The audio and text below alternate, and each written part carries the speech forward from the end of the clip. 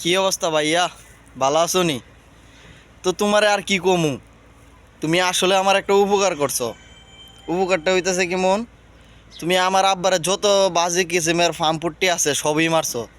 মায়েরা কইছো কাকা তোমার সেরার লাগে একটা ভিসা দেখছি, এসি রুমও থাকবো আর খানা দানা সব কোম্পানির। এই যে তার এসি রুম দেখছেন নি, এই খেজুর গাছের তো লাইনে ফালছে আমারে। তাও একটা জিনিস ভাল লাগছে, দালালরে ধন্যবাদ দিতে চাই যে বাজার থেকে আগে আব্বা খেজুর কিনে আনতো রোজা রমজানের দিন প্যাকেট কইরা।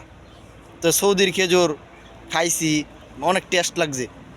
আর অন কি করি, খেজুর নিজে গাছেরতে পারি, পায়রা টপ করে দুই তিনটা মোয়া দিয়ে দেই। চা ভাই আর দালালের কথা ভাবি, একদিক দিয়ে তো উপকার করছে।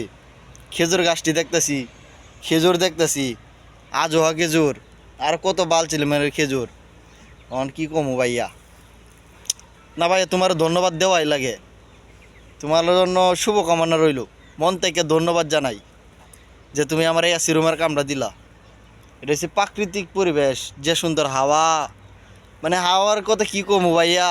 এই খেজুর গাছের তলে বইছি, তাও দেওয়া শরীর গাইমা যায়। মানে যে সুন্দর সুন্দর গরম গরম বাতাস, ধান সিদ্ধ দিলে যে ভাই এ ভাই, এটার লাগে তোমার ব্যাট লাক। আর তুমি যে আমার এই পরিবেশটা দিয়েছ, সুন্দর সুন্দর খেজুর, খালি খেজুর গাছ, এটার লাগে ভাইয়া তোমার ধন্যবাদ। ধন্যবাদ ভাইয়া, ফোন মারার জন্য তুমি সেরা। ফার্মপট্টি তো মারছিলাই, যদি এই কাজটা আগেই কইতা তাহলেই ভালো আছিন।